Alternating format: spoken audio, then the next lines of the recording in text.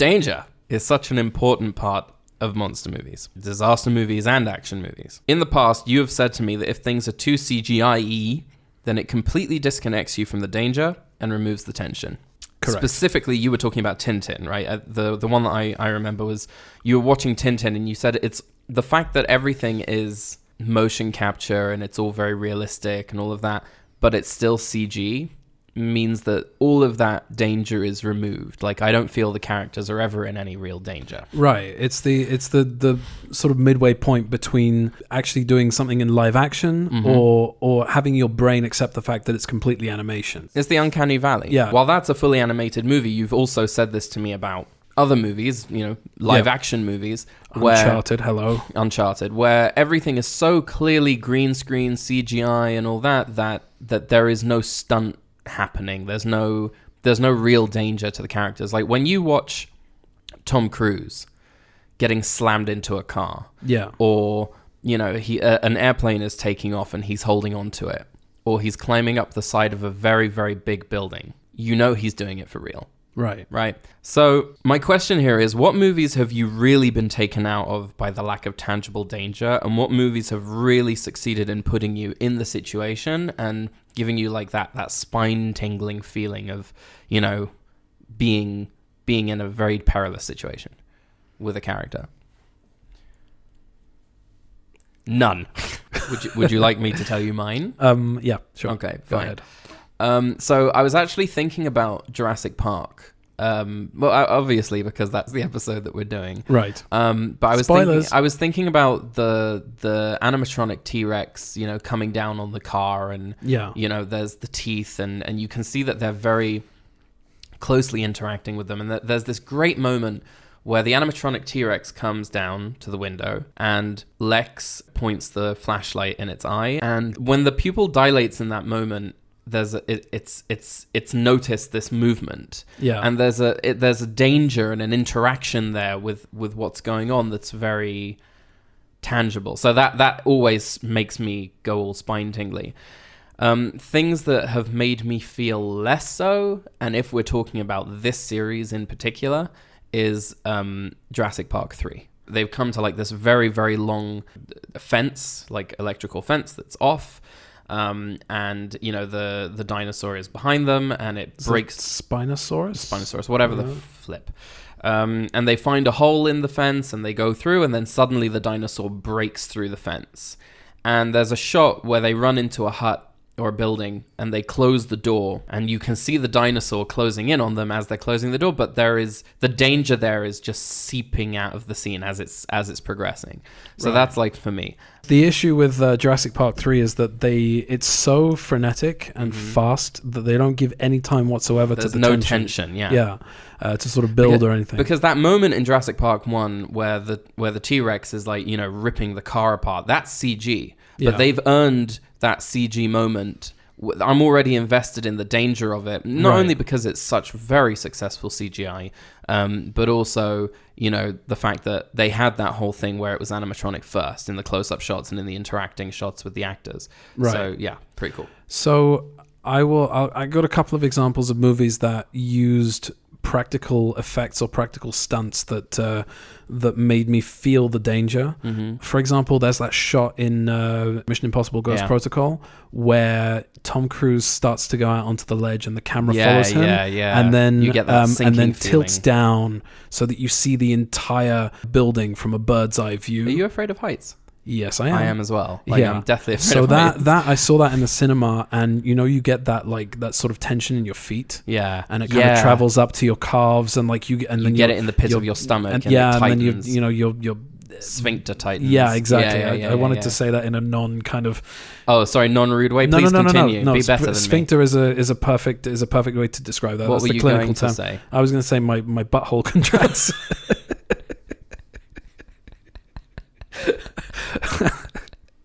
It's funny because you said butthole. Right.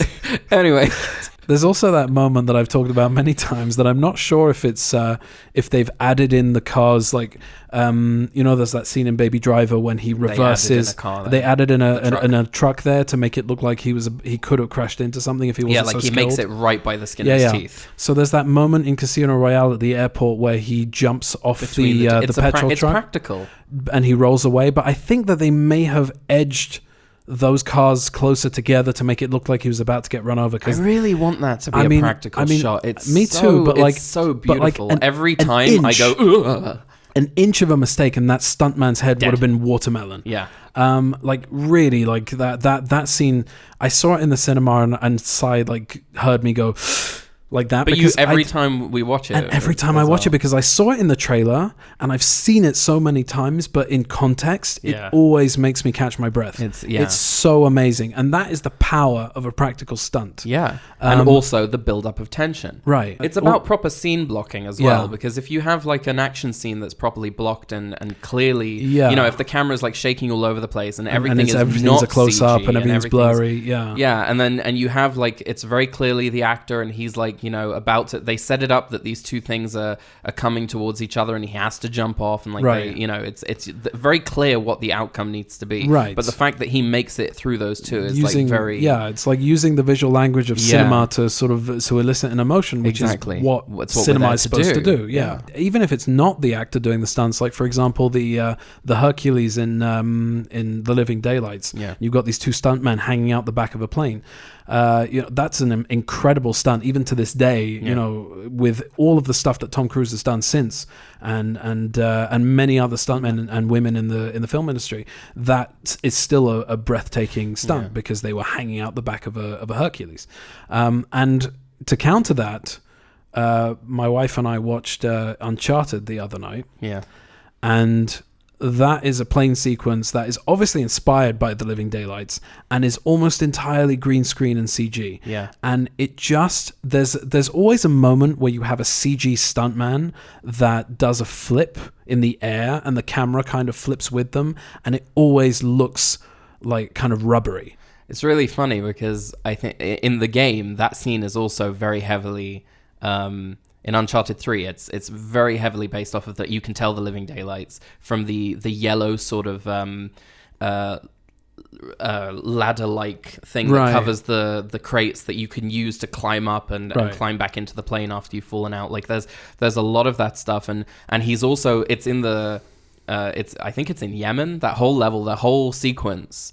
You have the sand dunes down below. The sand dunes down below. Yeah. It's very heavily, obviously, based off of The Living Daylights, and then to have it translated into movie form, it's like Broken Telephone. It's very disconcerting to watch that scene for me. I found the whole experience of watching Uncharted. Forget this whole danger, no danger thing. There are no stakes in that movie whatsoever. Right. But it was such a surreal. You came to it clean. I came to it clean, and I enjoyed it for what it was. But I was able to see exactly, the kind of fluffy popcorn entertainment that it is. That it's sort of the lowest common denominator of that.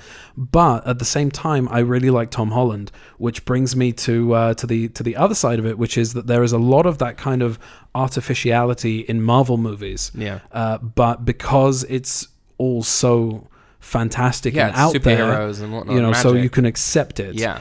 So it is about the setting and the... Yeah, it's about context. The themes, yeah. And there's also there's a moment in Spider-Man Far From Home where the water elemental kind of crashes down on Tom Holland and pushes him up against the sort of bridge railing. Mm-hmm. And he actually did that. Yeah. He got yanked back on a wire and had a wave of water dumped on him. Yeah, he does his own stunts in all of his movies. And that was enough for me to make it to give it some kind of weight. I want to see a movie where Tom Holland and Tom Cruise do stunts together. That'd be awesome.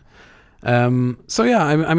There are a lot of movies, a lot of recent movies that sort of rely on those kinds of sort of CG stuntmen and CG environments, etc.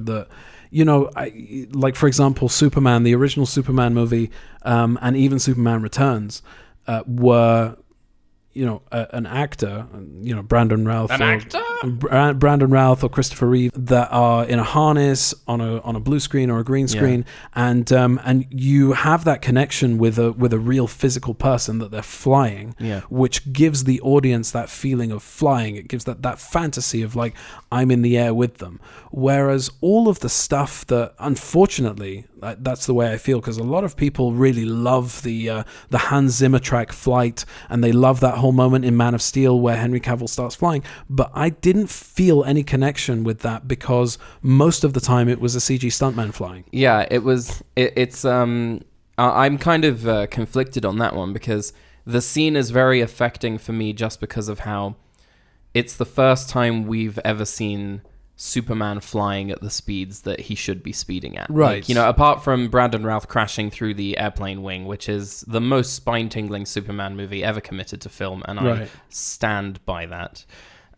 Prove me wrong. Yeah. I hate that meme. You know, it's still like really, even though it's very CGI-y, it's the speed of it and the emotion of the music is I'm there in that one. Yeah. Anyway, I just thought I'd ask that question, and I think it's cool. It's a nice conversation. Yeah, I thought so. In today's episode, we're going to be talking about the Jurassic Park movies, starting with Jurassic Park, moving on to the Lost World Jurassic Park, then Jurassic Park 3, Jurassic World Fallen Kingdom, and Jurassic World Dominion. We've got news, games, trivia, and VFX talk. It's all coming up right here on What's Our Seat Number. Let's have an episode. You fuck it.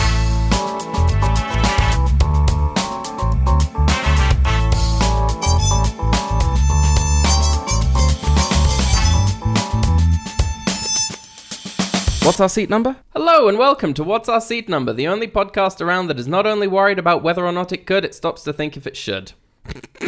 I'm not even bothering to change it. I know I said last week I was going to redo it, but I'm not doing it.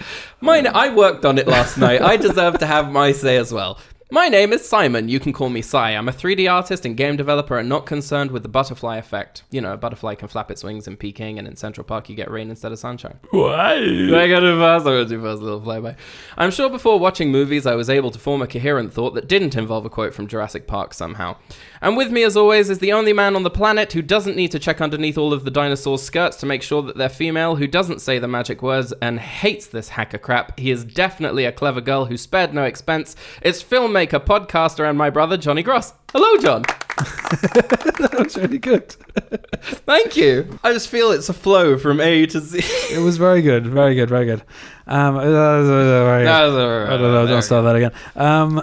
I'm not doing movie news this week. Movie news? It's 3 weeks in a row. You can't get it together. I'm not doing movie news this week because I'm only going to talk about Morbius. So let's do the tagline game. Hey!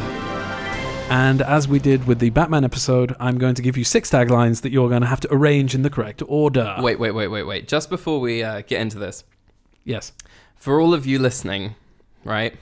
Just very, very simply put, that opening that I did, where I spoke about what Jurassic Park movies we're going to do, I don't know if Johnny managed to cleverly edit it together in a way that makes it sound like I know what I'm talking about, but I bloopered my way through that. It took about 10 minutes. I kept on screwing it up. I kept on doing it. So the ability to speak is not with me today. So this is going to be a thing. Go on. Yeah, strap in, everyone. It's going to be interesting. I will give you a bunch. And you need to put them in the correct order of which Jurassic Park movie it is. Yeah. Okay. So your first one is something has survived. Mm-hmm. The park is open. Mm-hmm. This time it's not just a walk in the park. Mm. An adventure 65 million years in the making. Mm. The epic conclusion of the Jurassic era. Off the island into your home. Okay. So I think the one about 65 million years in the making is probably the first one. Correct. The one about into your home is probably Fallen Kingdom. Correct. And then something has survived, I think, is the Lost World. Correct. Okay. Hot damn, you're on fire. What else? What else was there? What am I missing? The park is open. Park is open. The epic conclusion of the Jurassic era. Maybe the park is open is Jurassic World. Okay. All right. And this time it's not just a walk in the park. This time it's not just a walk in the park. I'm guessing Jurassic Park 3? Correct. Which leaves us with the epic conclusion of the Jurassic era, which is fucking ridiculous. Very well done. Thank you. You got full marks on that one. That was very, very, very skilled. My doubloons, please. Your doubloons. Very well done. That was the tagline game.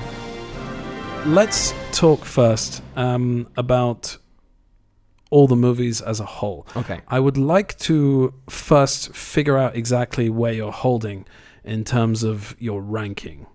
Oh. Yeah. So we got 6 movies. Put them in order of preference. Number 5. Oh, starting from the worst to the best. Yes. I guess Dominion at the end. Okay. I mean, I still enjoyed it more than Fallen Kingdom, but Fallen Kingdom does have more going for it, unfortunately. Right. Okay. And then maybe number 5 is Fallen Kingdom, right? Number 3, 4. as in Jurassic Park 3. You're right.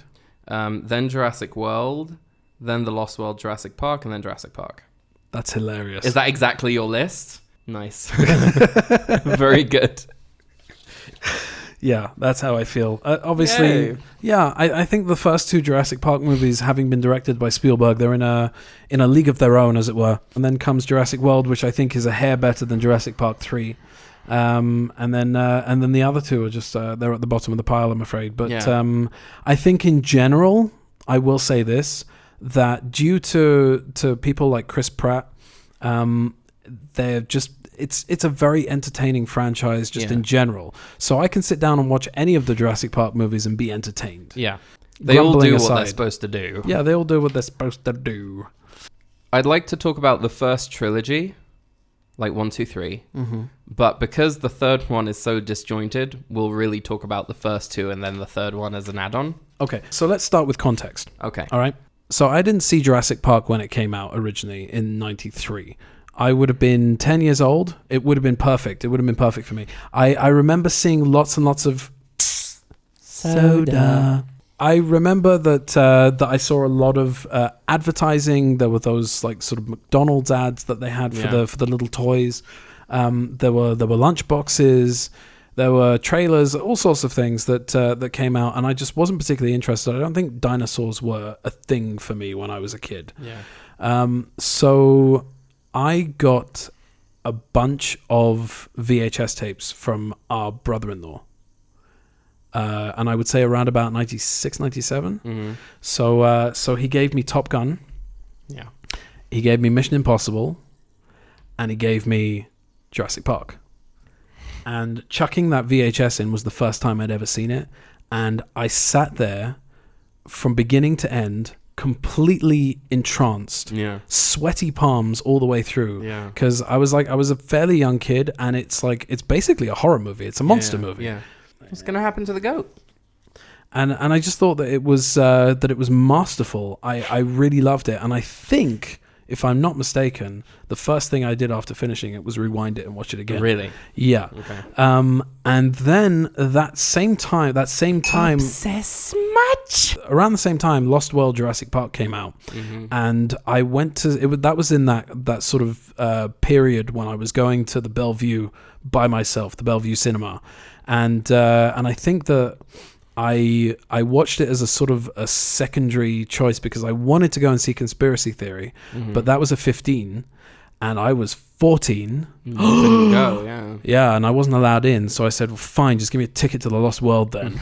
And I sat in it was a big cinema at the time before they split it up into more screens and made it like more of a multiplex, but it was that the screening rooms were very large enough that there was a gallery, and I sat in the gallery and I watched this movie, and I was again completely entranced. Not surprised. It's just an incredible movie. Yeah, and I think that the Lost World doesn't get enough credit. First of all, Janusz Kaminski comes in to shoot it. He's the cinematographer of that movie, and it's a very starkly different look to the first Jurassic Park. It's a lot darker, definitely more a lot darker. And you've got those like sort of blooming highlights as well that he likes to do. You see that a lot in things like Catch Me If You Can and Terminal. It's like very dreamlike quality to them. And I think that was the first time that he worked with him was Schindler's List, which was 93 as well. So by the time they got around to 97, it was like, well, he's my go-to cinematographer. So, that's the look that this is going to be. And it gives it a very different kind of feeling. Yeah. And I think that for a sequel, that's what you need.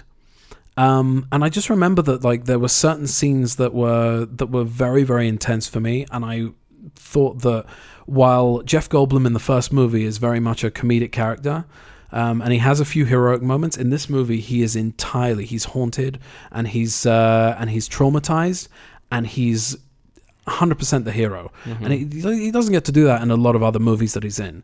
So I really, really, really like that movie. Flaws, warts, and all. That's my context. I remember going to see Jurassic Park 3 when I was on my my Israel trip when I was 18, and it was. I remember that there was this girl who was dating, or thought she was dating, my best friend in the group, and he wasn't particularly interested in her, so she was trying to make him jealous.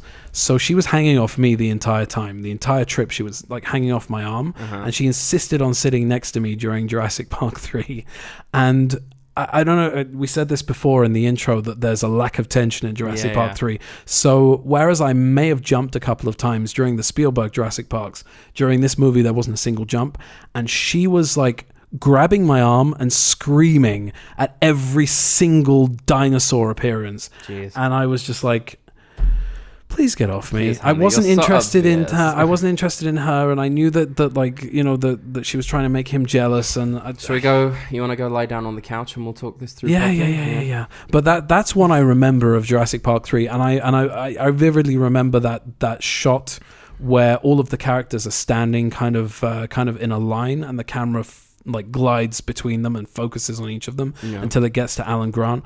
And I remember that stuck in my head, that like there's a few like moments of Joe Johnston magic in there. That because Joe Johnston is a great director, and we've talked about him a lot on this podcast. We love The Rocketeer and Honey, I Shrunk the Kids, and he's a great director. At the time, I quite enjoyed it for what it was, which I think you're going to hear quite a lot when we talk about the next three movies as well. But anyway, that's my context for Jurassic Park. It made quite an impression on me at a very early sort of teen age. So I think that I missed my calling as being born in the 80s, because I think that I love like hearing you talk about movies that you watched when you were a kid. I know that this came out in 90.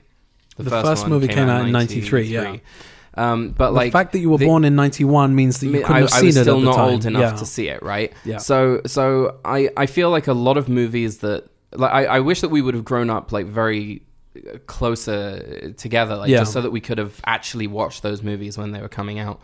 I think about my kids, that they're fairly close in age, and they play together and they hang out together, and they are going to have those experiences together. Like I showed my son and my daughter a couple of scenes from Star Wars on YouTube. Oh, really? And they were enraptured. I had to like edit a little bit because there's punching and shooting and people dying and whatever. And they're not quite there yet. They're only 4.5 and 2. So they're quite small. But the imagery, entranced them, and I can understand what you're saying, because I know that those two are going to have those experiences together. They play very nicely. Yeah, so I can definitely see them sort of geeking out together on Star Wars and Marvel and all that stuff. Yeah. I can only hope that my kids are gonna geek out about that stuff. I mean, they're also close together in age. Like my eldest, I showed him scenes from Singing in the Rain. Yeah, he's around about the age that you showed your eldest Singing in the Rain. Actually, I showed my youngest that. She was there as well, and she's like, at the time, maybe like 6 or 7 months ago, so she would have been a year and 3 months old, and she sat for good 70% of the runtime completely entranced. I'm just showing him songs at the moment. He's still having trouble like watching a movie all the way through. Right. But anyway, it's neither here nor there. My point is that I wasn't born at an age where I can go and see these movies in the cinema. But you definitely were able, and you did this with a lot of movies, you were able to bring the cinema and the excitement to me by sort of infecting me with this. You have a very infectious way of getting passionate about a movie, right? That makes you want to also like, oh, you're right. My point is that I was able to enjoy them on VHS. The first Jurassic movie that I saw in the cinema was Jurassic World. What are you gonna do? Yeah. I really enjoyed the first and the second one. I have a lot of thoughts on the change in character of Ian Malcolm. I find his character to be really fascinating, and it was only when I saw The Lost World, I think like 7 years ago. Not for the first time. I mean, like I saw it for like the 20th time. It's like whatever. But I started like really watching it, and I was like, there are some really interesting callbacks to the first movie here. And, also I watched the first movie and I was like, okay, so there's like a definite change in his character in this movie. So I don't understand why people are complaining about his character in the second movie. So there's like a lot of like me watching the first two and sort of comparing them. The third one, I remember you coming home from the cinema and saying it's got lots and lots of action in it. It's got lots of action in it, and I think the thing that makes it work is Sam Neill. Yeah. Like, without Sam Neill, it would have been a complete dud, I think. Yeah, absolutely. That's my context. It was kind of like a toilet flushing, wasn't it? No, just the way it ended. That's my context. Sorry. And that's my context. Yay! Great context, Si. Thanks, Johnny. Yes. Hello, John. Yes. Hello, John. So, first of all, what is a Jurassic movie supposed to do? What do you mean when you say it does what it's supposed to do? Okay, so I think that what was established by Michael Crichton and David Koepp, in the writing of it, and Steven Spielberg in the directing of it, was that in the same way that a horror movie, if you have a horror movie that has a bunch of faceless, big-breasted, teenagers getting stalked by a masked killer, and they're all getting killed, then the focus is on the deaths, right? Mm-hmm. But if you have a movie that's focused more on the characters, mm-hmm. then you care about the people who are being killed by way of this big monumental accident that happens, that all these dinosaurs go free. So it's not focused on the dinosaurs in the same way that Westworld wasn't focused on the robots. Yeah. It's focused on the characters, and then you put these characters in an extraordinary situation and a perilous one, and because they've done such good character work, you're worried about them. Exactly. And add on to that, Spielberg always having his theme of family. Right. It's very much the same thing that Roland Emmerich was not able to recapture when he did his first Independence Day.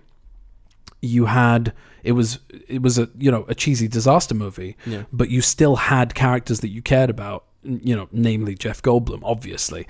But you had characters that you cared about, played by charismatic actors like Will Smith, Bill Pullman, obviously. Yeah. And you're in a situation where it's an extraordinary turn of events that these people that you've just spent half an hour establishing are in the midst of an alien invasion, which is what makes that movie work. And then you go into Independence Day Resurgence, and you go into things like Moonfall and whatever else he's been doing ever since then, and he's completely lost that whole concept of establishing great characters before putting them in an extraordinary situation. And that is how I feel that the Jurassic Park franchise went after Jurassic Park. It's a lot of movies. The Lost World, Jurassic Park. It's because of this whole thing of, like when you and I are making, content for this podcast that's outside of the podcast itself. The minisodes. If it's more than a minute or a minute and a half or, 2 minutes or whatever, people lose, interest. That's funny because they're all about 3.5 minutes. Whatever, you know what I'm saying? Like, this whole idea that people's attention spans have, started shrinking. Right. So, whenever I'm doing something for my game that has to go on social media, it's always, no. This has to be faster. This has to be quicker. No one's going to watch it, right? You have to put this at the beginning to hook people. Otherwise, they're going to scroll past it. If so there's a second that's interesting that you say that, because I remember thinking a couple of times that the opening of Doctor Strange, that before you see any magic, you need to establish the players. Yeah. And having that opening sequence completely killed the vibe for me.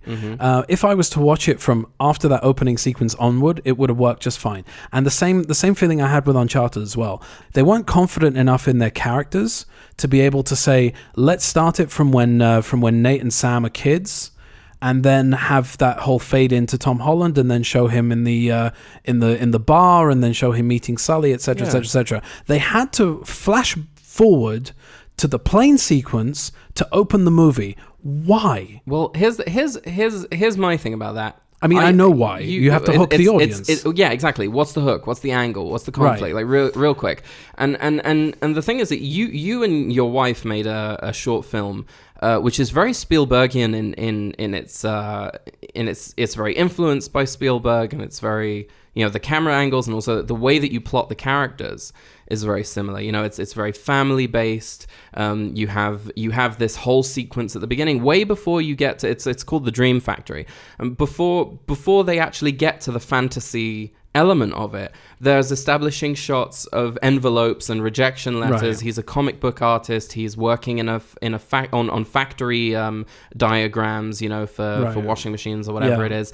And in the meantime at work, he's like doing little sketches because his passion is still there for doing his comics that he draws with his daughter. Right. And we find out that he's also divorced in a very sort of like small like phone conversation, where the mother calls the daughter and sort of says, you can barely hear her on the other end. Yeah, but she says hear her say, she says, "Do you want to talk to Dad?" And she goes, "Oh no, I don't have time. Right. And also he shakes his head at her as well. Like they don't want to talk to each other. You understand from that they're divorced. So it's like in a movie that is only 20 minutes long, right? You have only 7 minutes of setup. You only have a certain amount of time to say what you want to say. And I've always felt that with student films and with short films, with I'm watching, I've worked on a few of them, like, to do effects for them. I'm always staggered by how much time they waste on useless things. Like there's one that has a 4-minute sex scene. And it's like in a student film, the only reason to have a sex scene is because you're trying to shock or pull eyes or have someone talk about it. There's no value to it. I don't think there's value to it in most movies nowadays, whatever. But that's just me being an old fuddy-duddy. The point is that Steven Spielberg really takes his time with establishing these characters because they are the focus and not the fantastical setting. Right. The thing about the Dream Factory is that we were told repeatedly that we need to cut out that entire 7-minute intro and just have them go straight into the factory. And I said, but where's the setup? Where's the context? Where's the emotional weight behind the characters? Where's any of it? Yeah. It's just really, really pointless. And and there's a little montage of like sort of still images at the beginning of the movie, which is basically the comic books that the main character draws, and it basically tells you the story in picture form of the Dream Factory. So it establishes the Dream Factory, but you don't know that it's real. And when we were in the cinema, 7 minutes go by, and suddenly they close their eyes and their surroundings change and they're transported into the fantasy world, and the entire audience in the screening gasped. Yeah. And because you see this fantastical building, like and it's CGI, because they also made by a very good VFX artist. Yes, indeed. And they weren't expecting it. And I think that having that opening of Jurassic Park with the Velociraptor escaping, he never shows the Velociraptor. You see an eye, right? And it's like shoot her. And then from there it's all set up, right? Yeah. So it's like it's a little nugget, and then you don't get the full force of that wonder until you see the Stegosaurus, and then Sam Neill, and he holds back. He holds back on it as well. Like he spent all this time establishing the characters, and he's still not showing you. He's showing you the characters' reactions. Yeah. Right? You first see them react first, and then after they've seen the Stegosaurus, you then see this beautiful herd. They do move in herds, right? And and what's brilliant about it is that he really does start with that ooh ah, and then there's running and screaming. Yeah, it's really like this misdirection of oh how beautiful, right, and then it's like oh how frightening, right. So there's great plotting in the first two movies. There's great plotting, and there's also a lot of like sort of existential pondering and moral the lunch like moral scene. Conflict.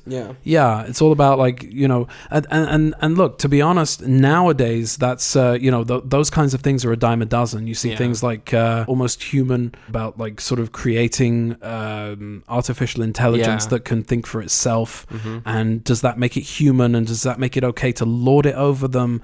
And the same thing with AI as well, that you're creating something that can feel, whether it's artificial or not, it still means that is a sentient being.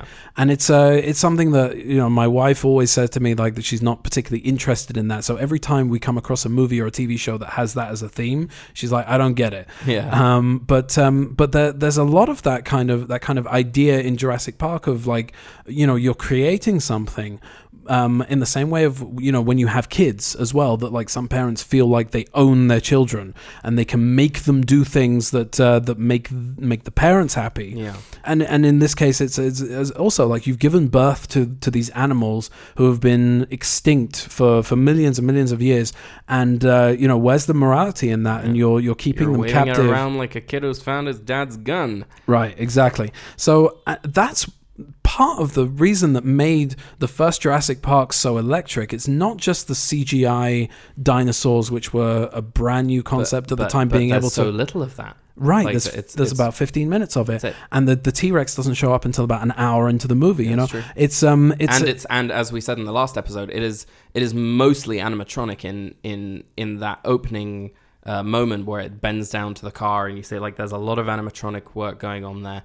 That just makes it feel very tight shots, and it's very grounded, and we're not getting these big spectacle shots, right? And I think that there's a great importance in restraint in filmmaking. I was going to say conservative. Is that like when you watch something like The Silence of the Lambs, okay? Anthony Hopkins' performance is bolstered by the fact that they spend an entire first act of the movie talking about him and the things that he's done before you see him. And what's he doing? He's just standing in the middle of the cell when you see him, and he's very soft-spoken and whatever. You don't see him like rip somebody's throat out in the like right in those first minutes. Because they set him up as a boogeyman. They set him up as this monster, and then you see this very sort of calm, well-spoken, sophisticated middle-aged man who seems harmless, and then you sort of like slowly build up this creepiness. He never blinks, and the way that he talks to Clarice and susses her out immediately, and makes her feel like tiny. That thing where he smells her perfume. That thing, it's like it's very predatorial, right? And so like all of that applies, and Spielberg does it to masterful effect. I know it was a necessity, but he does it to masterful effect in Jaws. That he doesn't show the shark for a long time, and you see like the sort of the results of the shark attacks, but you don't really see like the shark actually going in and eating people in a full frame.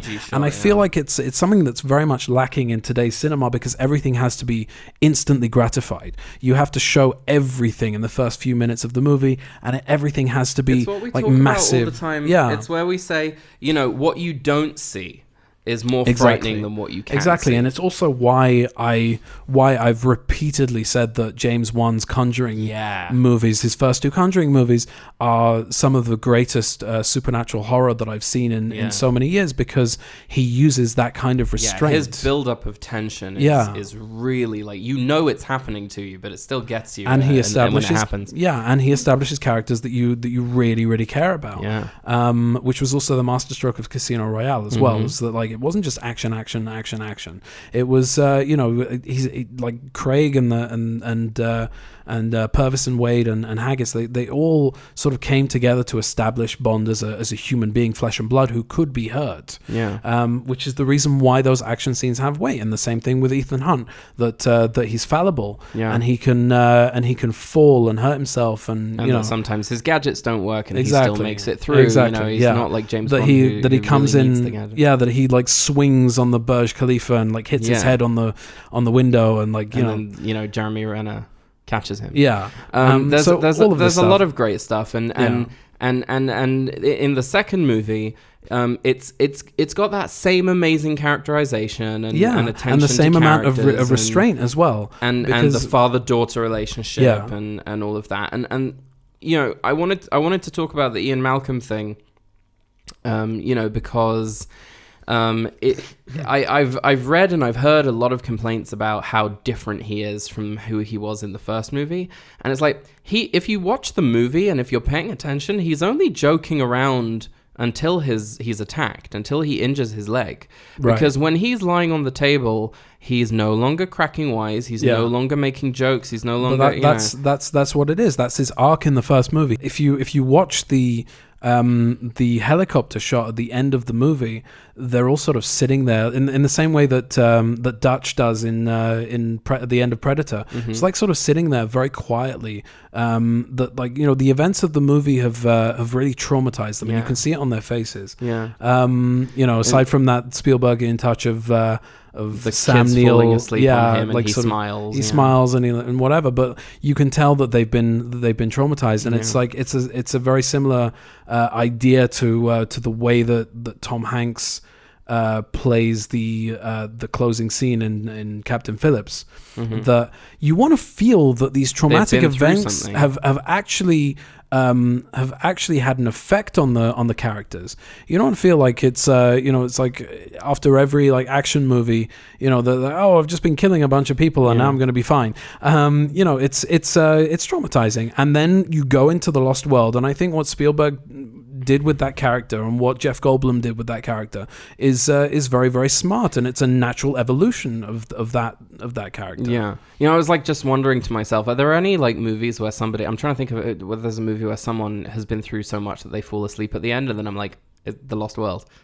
Like the Ian Malcolm and Sarah falling asleep on the couch, and Kelly's still watching TV and listening to John Hammond talk. It's also in Uncharted, by the way, not in the movie, but in before that whole thing with the plane. There's a whole boat sequence, and you get like you're thrown around, and it's just like it's this really long sequence, and then he actually comes back to his apartment room, and he's with Elena, the love interest, and he just sort of like collapses and falls asleep while she's talking to him. And that's like in video games, like the heroes don't normally fall asleep in the middle of the game, which is pretty cool. But anyway, I digress.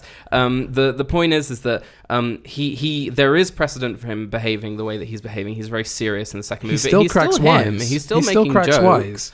But I love the fact that he and when I first saw that in the cinema, restrained. By the way, I really connected with him as a character. I thought he was incredible. He's limping, by the way.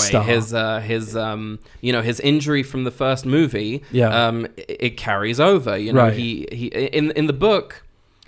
Jurassic Park is based off a book. Oh, really? I think it was that in the first book, didn't he die? And then in the second book, they retconned that. Like he retconned it to be that he survived it somehow. And he's walking with a walking stick. Right. So they couldn't really do that with him in the movie. Like, I mean, they could have done, but it wouldn't have been as actiony. But he is like, when he runs with a kind of, gimpy leg. And he also, there's a point where they've just run away from a T-Rex, and he's in pain, and he's breathing heavily because he's not really in shape because he's injured, so he doesn't do much working out. And he sort of sits down and he's like, right, I'm ready to go. And Sarah's like, no, Ian, sit, breathe. Like, she's like looking after him. Like there's these dynamics that have carried over from the first movie. So I don't really understand a lot of the criticisms that I've read about his performance in the second movie or his characterization, because that, unlike Luke Skywalker, is a jump that I'm willing to believe, because I have seen in the previous movie things have happened to him that would make him behave that way. But also, like, he's behaving in a crowd of people that he doesn't know in the first movie. He's only just met. Yeah. And in the second movie, he's got his girlfriend, he's got his daughter. You know, he's suddenly in a situation where he has to protect. Yeah. And he becomes that protector, and I think that's a perfectly believable progression.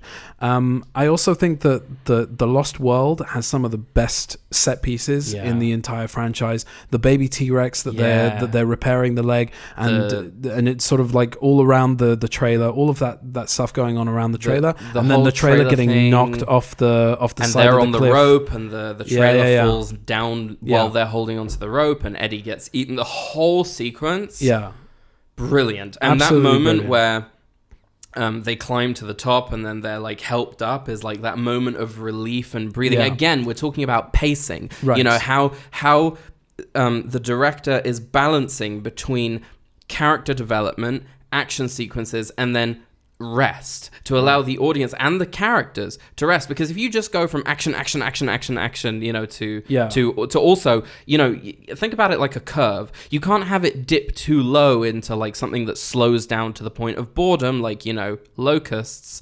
You know, it's about pacing. It's something that you're taught about, you know, with like level design and things like that. In games, like, pacing is also very important to keep the player engaged. You also, in movies, have to keep the movie viewer engaged as well. Right, you need contrast, but not tire them out. Right. Yeah. So I think that moment where they're pulling them up from the cliff is like a great moment of relaxation until they realize that they're being pulled up by the enemy, basically. Yeah, but also that then, you know, they have to band together. They have to band together with them, and that creates like a new conflict, right? Because the conflict of the baby T-Rex is now finished. Right. You know, they've given the baby T-Rex back to the mama and papa. Although it's a great setup for a joke later on.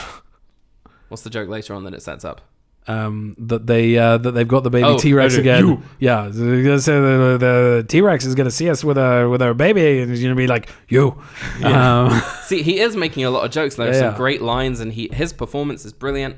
But then in very, very stark contrast, Jurassic Park 3 is like very flat on characterization. If you think about a movie as a graph. Yeah. Okay, you want to see like peaks. Like in the old Total Film, or is it Empire magazines where they used to Total Film. They used to do like an interest graph. Yeah, but you want to see like peaks and falls. You know. Yeah. You want to see like it be like, you know, very sort of like almost uniform, I guess. But Jurassic Park 3 rises and stays up there for the entire movie. Basically, there's very little. It doesn't really give you time to rest. Yeah, it doesn't give you time to rest, and there's very little time for sort of like getting involved with the characters. There's a very sort of like lazily sketched out relationship between Téa Leoni and William H. Macy, who I don't think are particularly suited for each other. No. I think that he's it just doesn't. I don't believe that they're a couple. He doesn't belong in that movie. Neither of them belong in that movie. It's very odd. And, you know, also, like, Sam Neill, he's good as Dr. Grant, but, you know, it's, like, just... again, I like the whole thing where it feels like he's been kidnapped. Yeah. You know, and landed on the island.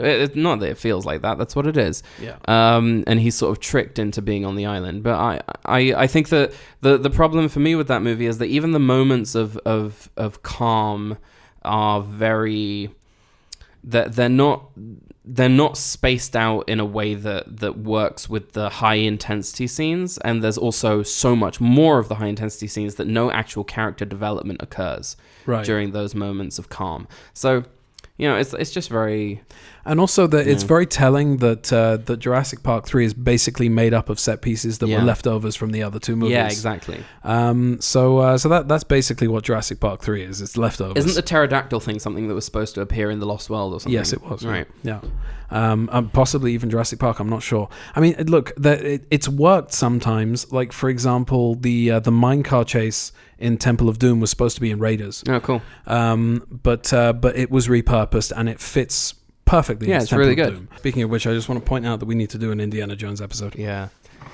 Or several. So yeah, there's a lot of like holdovers from previous movies, so they didn't even really plot it out themselves. Yeah, I'm not sure. I think it was pretty rushed as well, but anyway. So how long was it between Jurassic Park 3 and Jurassic World? How long was the wait exactly, do you think? Jurassic Park 3 came out in 2001, so Jurassic World was 2015. Yeah.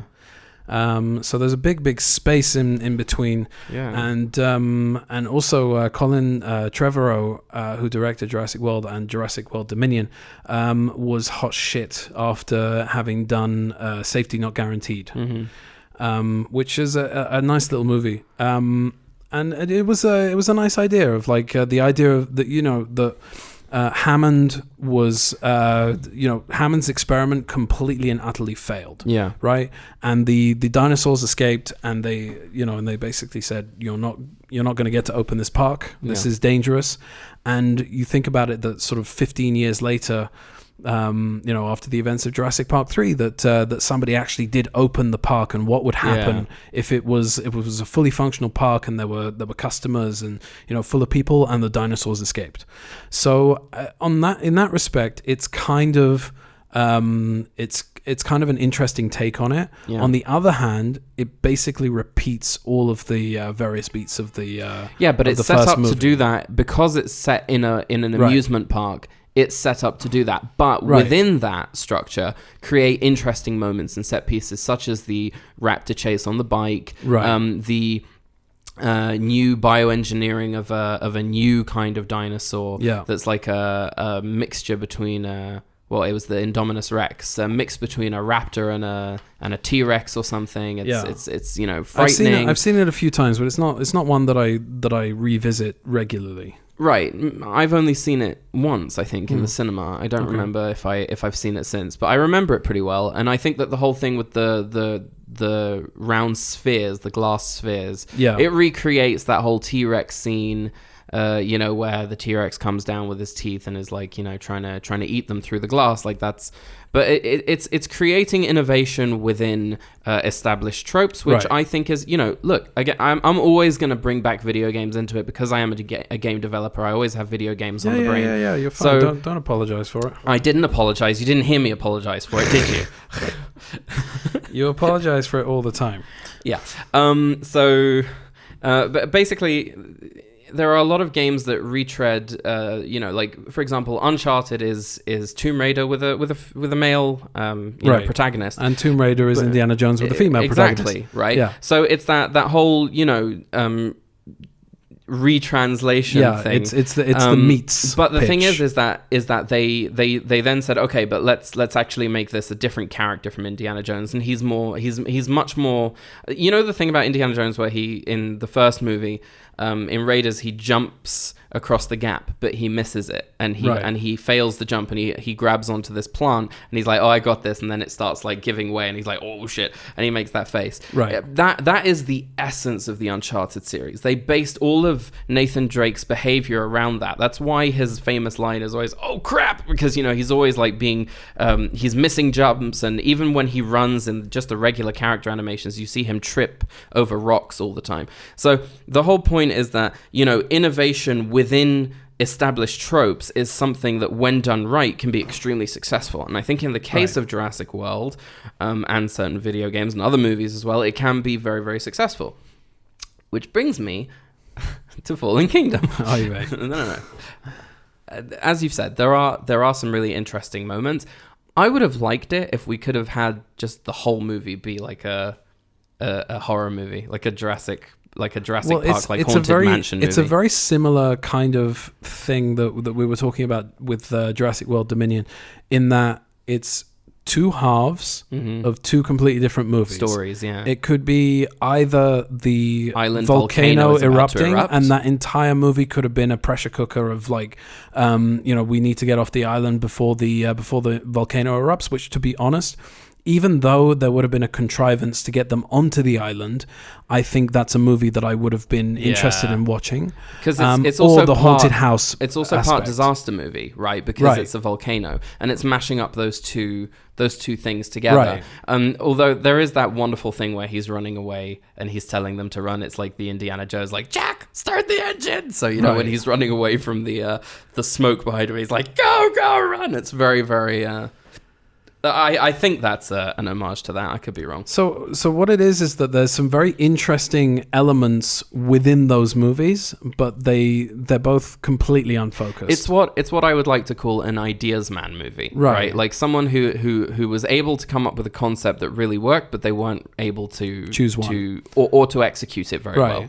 I think I enjoyed Fallen Kingdom to an extent.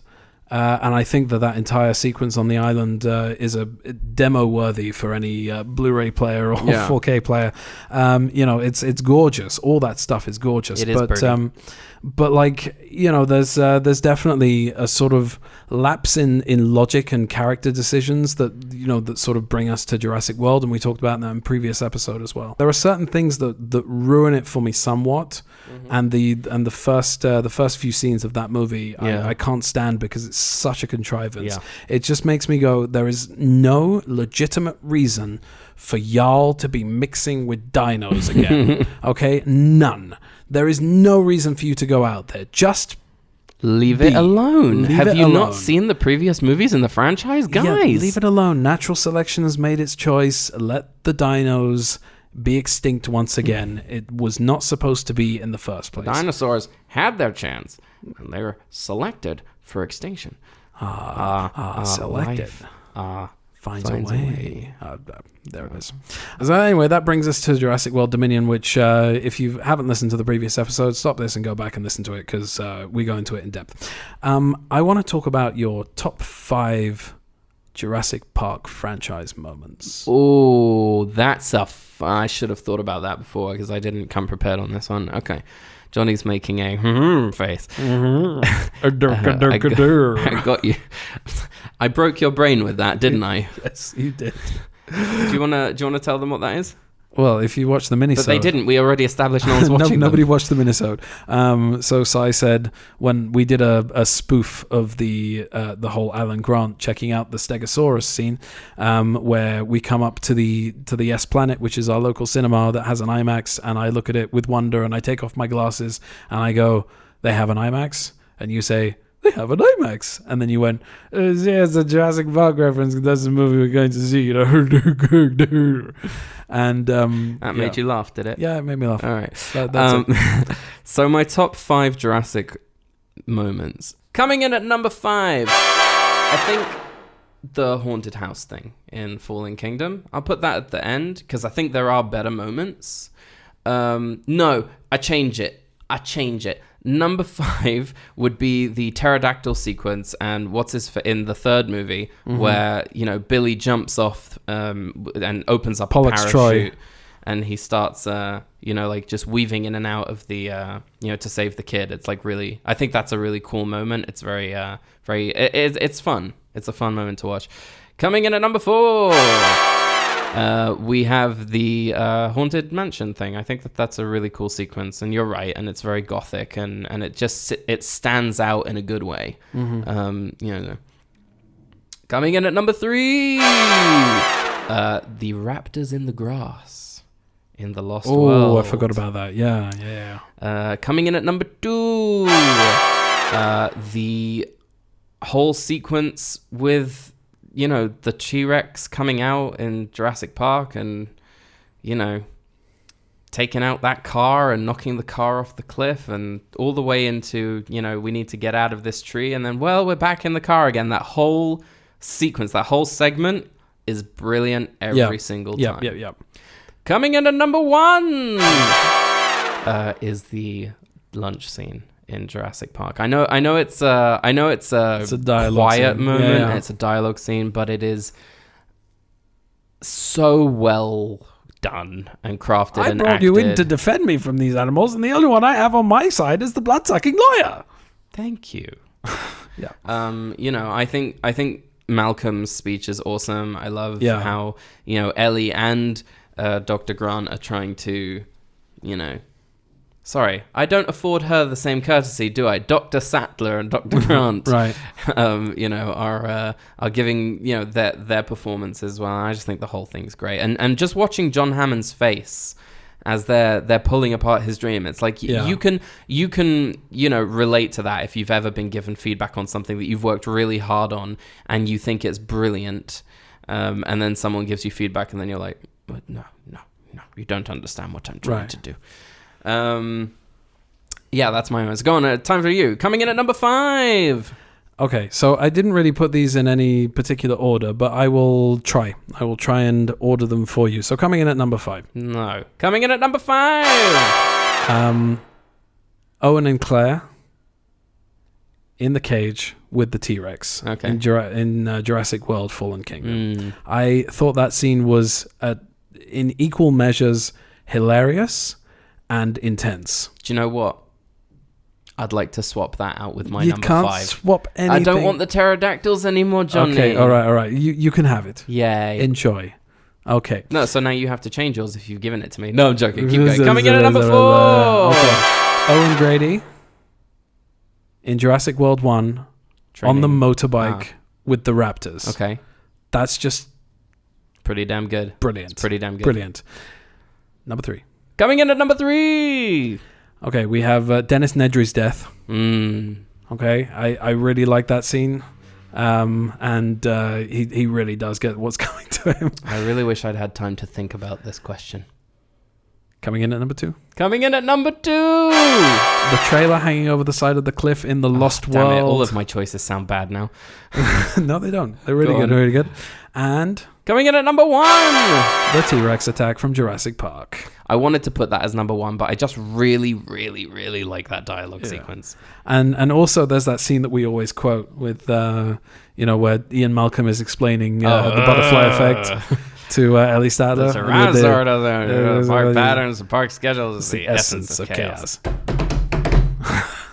I'm still not clear on chaos. Is our short hand the butterfly effect? The butterfly around his ring in Peking against Central Park. I go to experiment. The car's bouncing up and down. So we know this scene off by heart. Cy and I. It became one of those things that we were talking about in the Drag Me to Hell episode. Yeah. Where, it just, as we quote it gets more and more ridiculous. Yeah.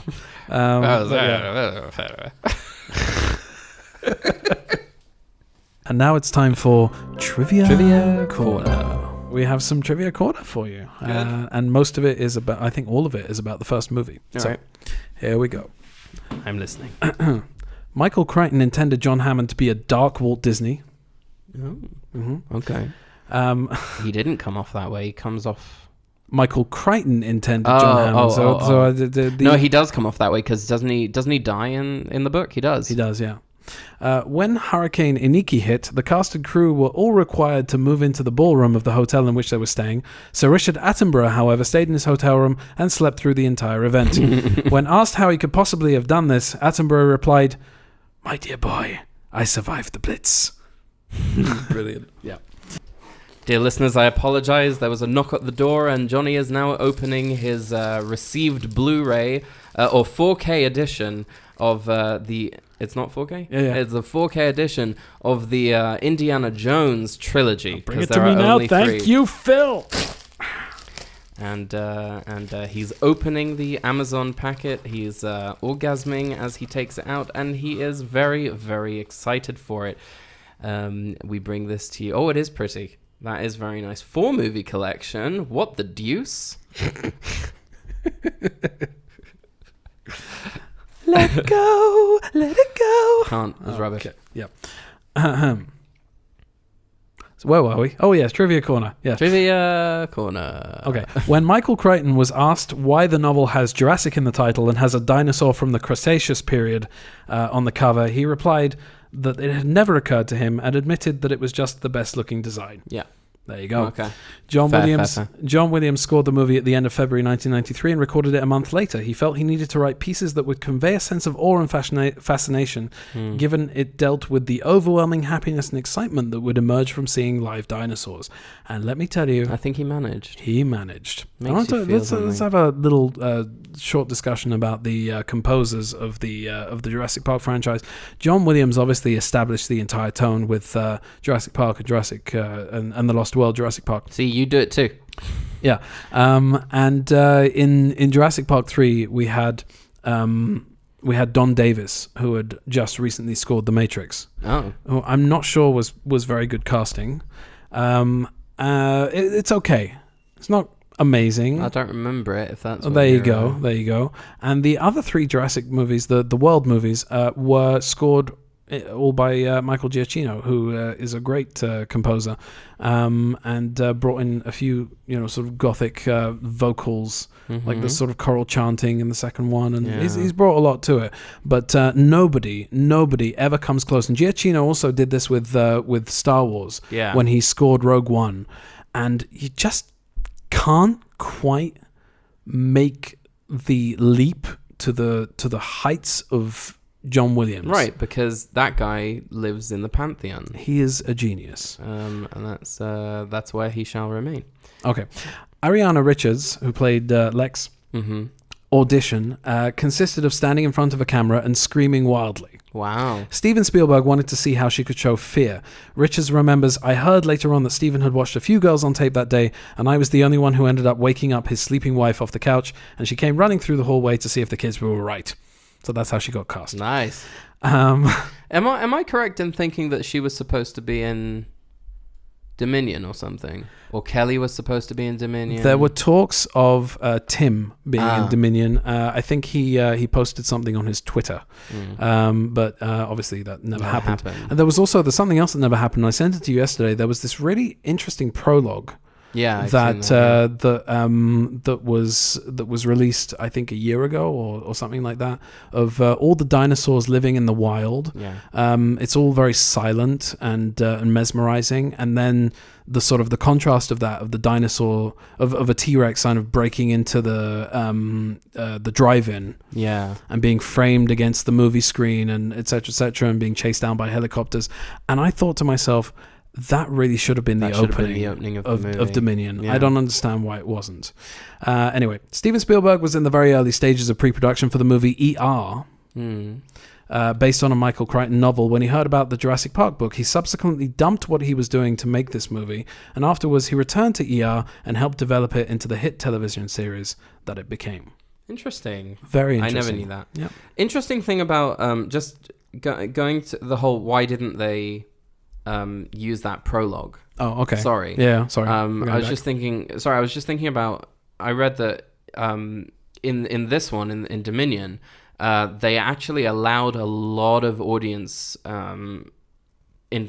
intervention. Like in the previews. They allowed the fans to have a lot of say. Like he asked a lot of people, he showed the movie to people and who he knows, like friends and other people who he knows like the movies and stuff. Too many cooks. Could also be the reason. Director Steven Spielberg oversaw the post-production of this movie via video link while in Poland filming the Holocaust-themed Schindler's List. He later called it one of the hardest times in his life as a filmmaker, and it took such an emotional toll on him that his enthusiasm for this movie almost waned. He said that he needed an hour per day to muster up the energy to comment on digital dinosaurs and answer trivial questions from the special effects crew. There was also, I remember, a story about Robin Williams, who he just directed in Hook a couple of years earlier, calling him up to make him laugh while he was shooting Schindler's List. Oh, wow! But the funny thing is that a few years later, when he did the Lost World Jurassic Park, he was simultaneously doing Saving Private Ryan. Right, also heavy. Yeah, not as heavy, but well, it's pretty heavy.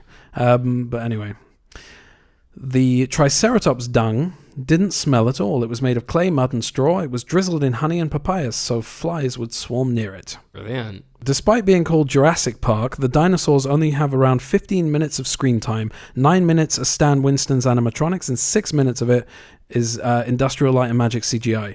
This means only around 11% of the film is dedicated to dinosaur scenes. Take note, filmmakers. That's skill right there. By the way, groundbreaking ILM magic in that first movie. Yeah. Michael Crichton estimated that the screenplay has about 10 to 20% of the novel's content. Yeah. During the scenes with the T-Rex, Steven Spielberg would roar like one through the megaphone. The cast cracked up whenever he did that. Sam Neill stated that was kind of more funny than anything, and the acting part was not laughing. It's not easy. Yeah. Michael Crichton said that his views on science and genetic engineering are largely expressed by Ian Malcolm. Spielberg saw many parallels to himself in the character of John Hammond. Fittingly, he cast a fellow filmmaker in the role who begins his tour of the park by showing a movie in which he also acts. While Malcolm is dressed entirely in black, Hammond wears all white. And it makes sense that Spielberg would like, if he saw parallels to himself in Hammond, that he softened his character quite a lot. Because Hammond is quite a villain in the book. He's quite bad, yeah. Well, he's more of the, who his nephew is in the Lost World. In the Lost World, and subsequently the death that he gets in the book, where he's eaten by the compies. That's translated to another character in the Lost World, not even to Peter Stormare. Yeah. Ian says the line "must go faster" while being chased by a dinosaur. On Independence Day, 1996, co-executive producer, co-writer, and director Roland Emmerich liked it so much he had Goldblum say it when he and Will Smith were escaping the mothership. Yeah, you notice that? I did. Okay. Samuel L. Jackson was supposed to fly to Hawaii to film Arnold's death scene, but a hurricane destroyed the set, and the scene had to be scrapped. He regrets this because he was physically chased by them and killed, and he really wanted to do it. Like his character was supposed to be. Which kind of like reminds me of that whole thing that he had with George Lucas about Mace Windu not going out like a punk. Yeah, but the thing is that it's much more effective. Of course, it's more effective because it's just his arm. Yeah, it's brilliant. It's the same thing as Spielberg likes limbs. Yeah, the leg floating to the bottom of the ocean, the head coming out of the side of the boat. Yeah. Ironically, despite Hammond's constant declarations of "we've spared no expense," the park is undone entirely due to the expenses he did skimp on, notably leaving the security for masses of incredibly dangerous animals entirely in the hands of a single IT guy who is explicitly stated to have been the lowest bidder and has financial troubles of his own. Oh my God, I've never noticed that before. That's brilliant. Yeah. That was Trivia Corner. I mean, we can talk about the effects, but we've already said a lot of the things that throughout. I haven't really saved any of the stuff for the end, so I'll kind of give you my final thoughts on it. Roll the jingle. Come with me and step into the spine-tingling confusion known as Sai's rambling cavalcade of nonsense. There's an interesting thing that I think it kind of ties into the opening of this episode. We were talking about like tangible danger versus like the CG danger, and I think that balance is beautifully struck in Jurassic Park and the Lost World, although it is taken to a bigger extreme in that movie. And I think that in Jurassic World, there was a lot more CG, obviously, than there was animatronics.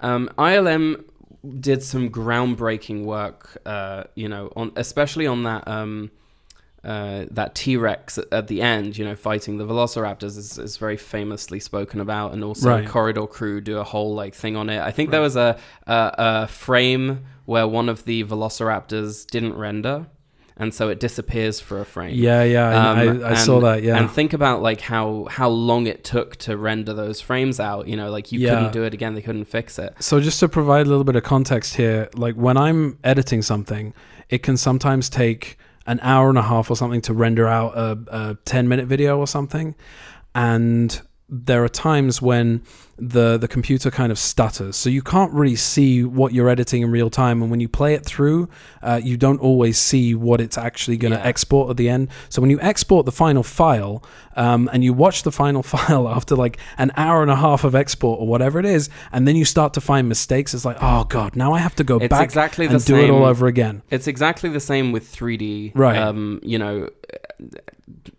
exporting and rendering. Is that in 3D you can see your model and you can see how it's animating, and you can export like very basic primitive videos of it just to see that the shot holds together and that the animation works. I don't know if they could do that back then, but now There's also, when you finally render it out, there's all of the different lighting passes. There's, as I mentioned, I don't know if it was in this episode or the last one, but subsurface scattering, where, light shines through objects. If an object has properties that allow it to, allow light to penetrate through it and then bounce back out. Right. So, it's calculating all the different light bounces, because light bounces infinitely. And so, you have to do it so that it looks realistic, and all these different elements, and if something is rough or wet or all those things. And so each frame can take a very, very, very long time to render. Think about what they went through with Tron. Yeah. That it was all ones and zeros. Yeah. And it was all code, basically. And the render time for every frame... I don't know. I've seen a few making ofs and read a bit of trivia on it, but it's one of those things where you hear the statistics or the numbers and you go, oh. So it's commonplace now that movies and VFX houses have what's known as a render farm, which is basically a lot of very, very heavy duty computers working on this one project all at once, and hard drives and computers burn out and die and whatever, but those lost along the way to making these great moments happen. But just think about that missing frame that is there forever. I don't think they could have gone back and redone it just because of time constraints, and the movie had to come out. Right. So, my final thoughts on this are that as the movies have progressed, obviously we have relied more and more on CGI. I was very pleased that in Dominion we were seeing a lot more animatronic work. Yeah. And I also have to applaud the CG work. Like, the animation is great. The shading and the texturing, like, everything looks and feels, or feels is the wrong word, but it looks how it should feel. Right. Scales and feathers and light passing through these things, and eyeballs shining in exactly the right way. It gives character, it gives texture, it gives it gives a realism. The way that the dinosaurs interact with the leaves around them when they move through it. These are things that are not easy to do. So I greatly appreciate the art and skill and craft that went into these things. And that's kind of my final word on it. I do wish that movies would balance them out more, and we are seeing that. Like with Ghostbusters Afterlife, we did see a lot of mix between the animatronics and the and the animatronics that you can get nowadays are very articulate, and they can do a lot of things. But that's interesting to sort of look at the entire franchise as a whole and see the progression of that. That it's kind of like a upside down V shape. Yeah, exactly. Because when they got to Jurassic Park 3, it was that whole thing of, okay, so we could, but we're not thinking about whether we should. Like, they overuse CGI. It's like a sort of like a pyramid shape, that you have that very brief peak in Jurassic Park 3 where everything's CGI, and then around Jurassic World, Trevorrow was very adamant of sort of bringing back the animatronics and starting to do slightly less with CG.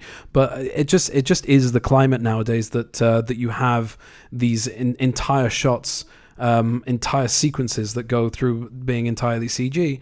And I think that the issue for me wasn't necessarily the CG-ness of the dinosaurs. I think they always look very believable. Yeah. I think that there's always a sort of a point of quality, of making these movies look fantastic and making the dinosaurs feel real.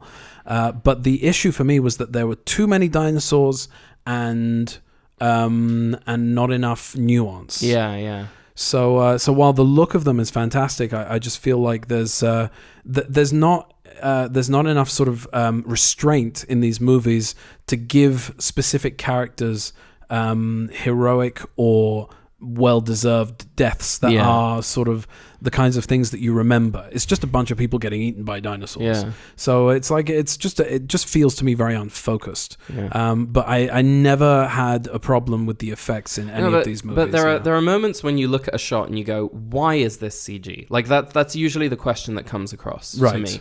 And so when I was watching that scene with Claire and in Dominion, which I think is probably one of the great CG moments in the movie, right? There's the chase and all of that on the motorbikes, but there's that thing, and the dinosaur is interacting with the foliage around him, and I think part of that is there practical. are animatronics, like when the beak comes right down above, when it's right above her head, and she's underwater, and you can see its beak coming down. That's that a is great practical. sequence. That whole thing is brilliant, and I would have liked to have seen more of a stretch of her trying to survive in the jungle with being surrounded by dinosaurs. To show that she's resourceful in her own right would have been great. Yeah. But my point is that shot where you're getting the light rays coming through the trees and shining through the feathers of the dinosaur, a lot of that is VFX flexing, sort of showing that you can, create these. But there's also the why behind that is we're introducing a new dinosaur here. Right. And we're taking that whole concept of beauty versus terror and putting them together. And so it sets up this beautiful, agile creature with feathers, this beautiful plumage. Right. The plumage don't enter into it. Right. So, and then this horrifying sequence of it's heard her, it can smell her, it's looking for her. But also there's a progression here of sort of adapting to the discoveries that have been made since the first two Jurassic Park movies or three, and then sort of adding in those discoveries. The dinosaurs had feathers. Yeah, the dinosaurs had feathers, or the way that they moved, or the colors that they were. Did you know what their excuse was for that? Like how now dinosaurs have feathers in the movies, and that they didn't in the old. It was, I read somewhere, I could be talking out my bumhole, but sphincter. But in they were saying that in the original one, Hammond and his team were imperfectly, engineering the dinosaur DNA stream into what, the dinosaurs were, and that now the technology is so good that they can get very close to what dinosaurs actually look like, which involves feathers. Right, okay. It's an in-world excuse. Works for me, yeah. I want to wrap up the whole VFX thing. Go for it. Just roll that outro jingle.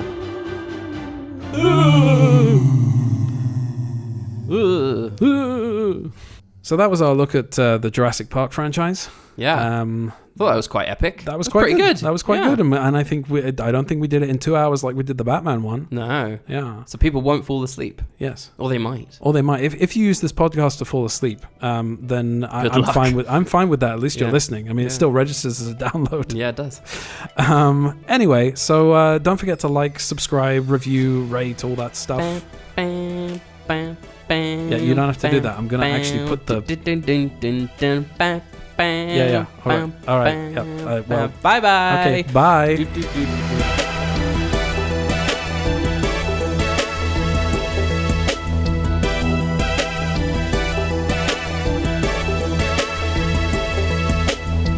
What's our seat number?